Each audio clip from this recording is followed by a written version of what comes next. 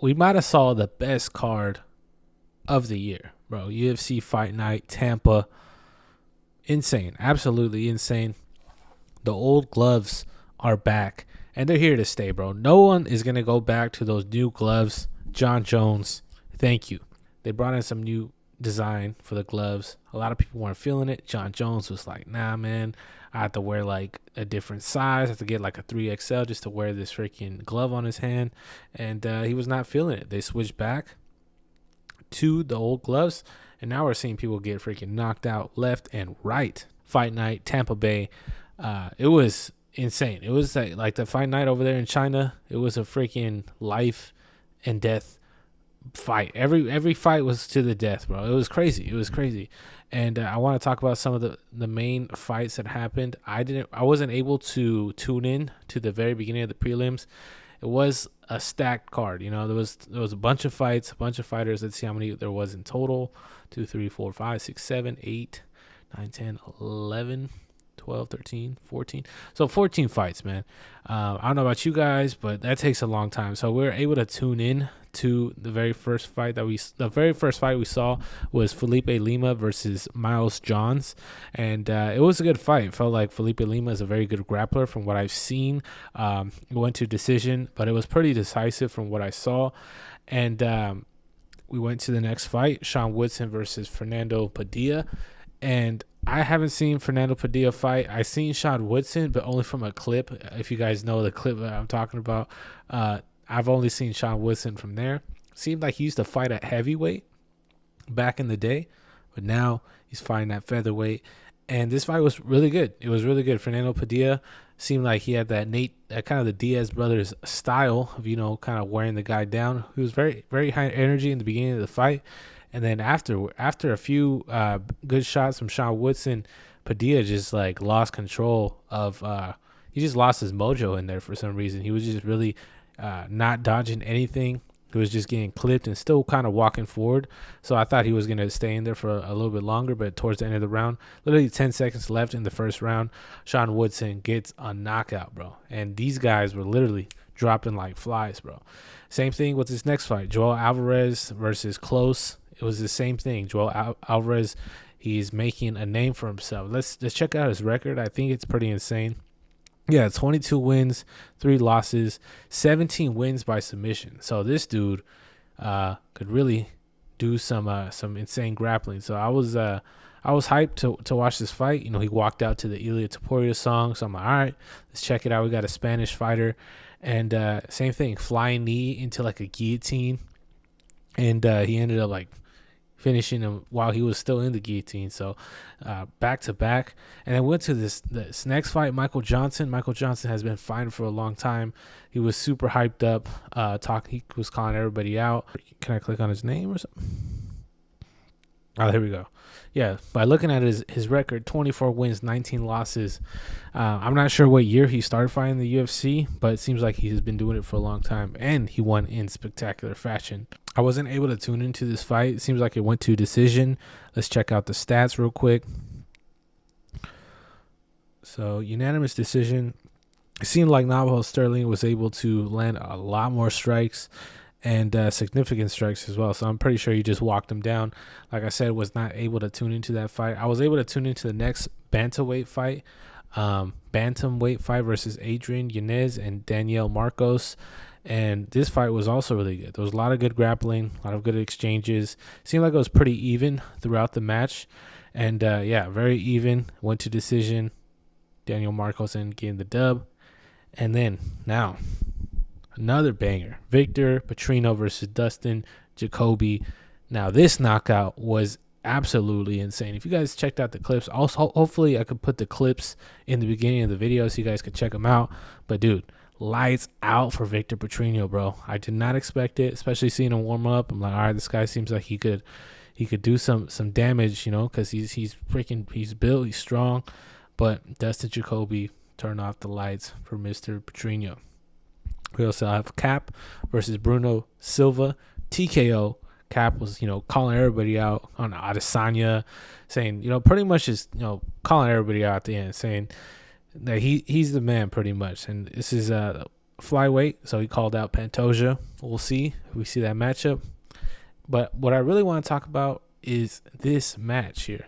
Both Colby Covington and Joaquin Buckley, but Cub Swanson versus Billy. I don't want to butcher his name. Cub Swanson versus Billy Quarantillo. Let's just say it like that. I was hyped up. I had Cub Swanson going into the fight. Cub Swanson is also a Gracie Baja athlete.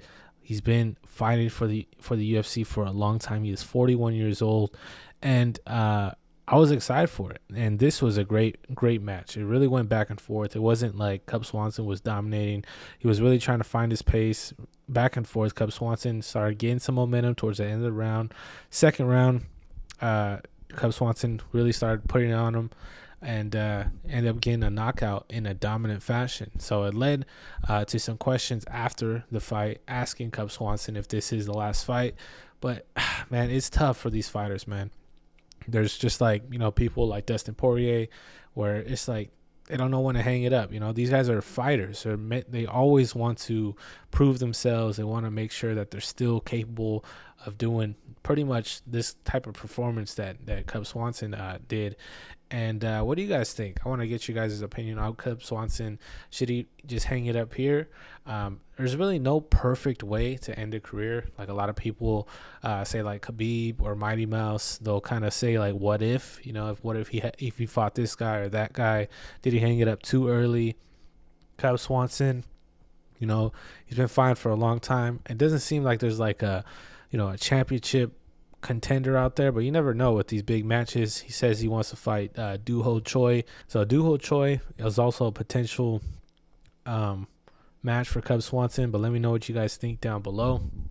And then the main event, Colby Chaos Covington versus Joaquin Buckley. New Mansa. A lot of people are saying Tyler the Destroyer.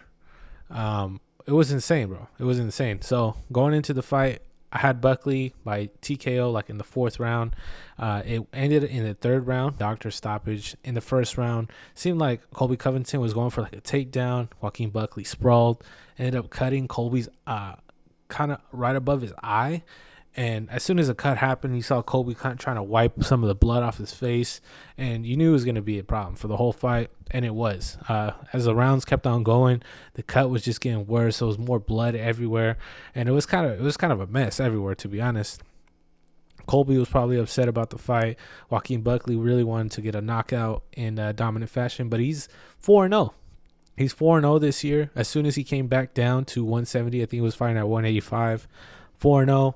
Super active, and I believe he called out Kamaru Usman. He kind of asked the crowd, hey guys, who do you guys want me to fight next? He's like, Leon Edwards. Crowd was like, Then he was like, Kamaru Usman, and then the crowd got super hyped up, and he's like, all right, for the title, what about Bilal Muhammad?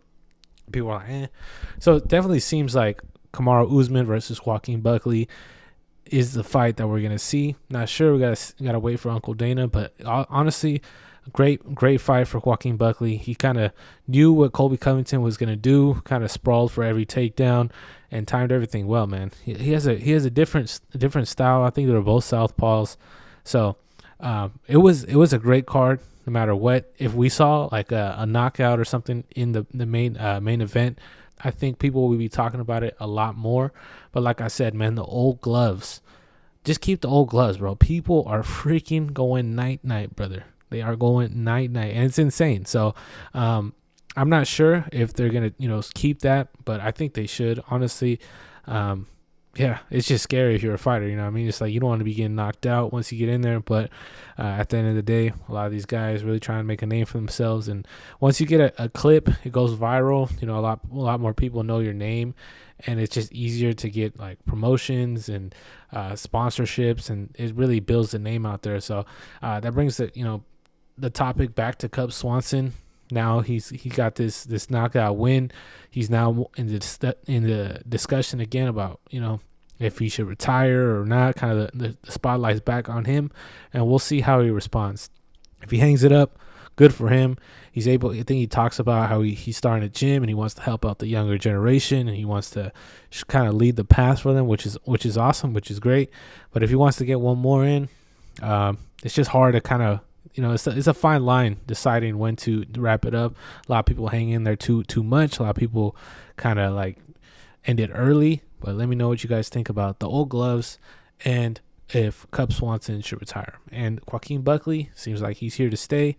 So I'm excited for that as well. So thank you guys for tuning in to today's episode. I'll catch you guys tomorrow, and we out. Peace.